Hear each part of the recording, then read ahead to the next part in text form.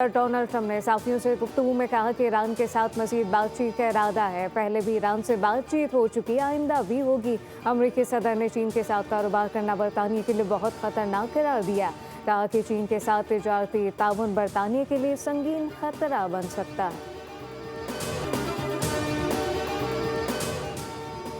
मियां वाली बड़ी दहशतगर्दी से बच गया। सीटीडी और दहशतगर्दों के दरमियान शदीद फायरिंग का तबादला से खतरनाक दहशतगर्द मारे गए और दहशतगर्द अंधेरे का फायदा उठाते हुए फरार हो गए।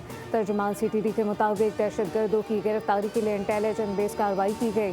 दहशतगर्दों के कब्जे से खुद को जैकेट, एक दस्ती बम और बारूदी मवाद बरामद कर लिया गया।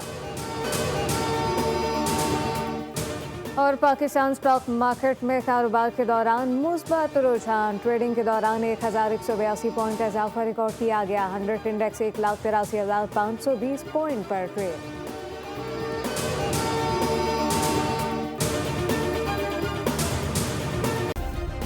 सब्सक्राइब करें और बेल दबाएं ताकि कोई खबर रह न जाए।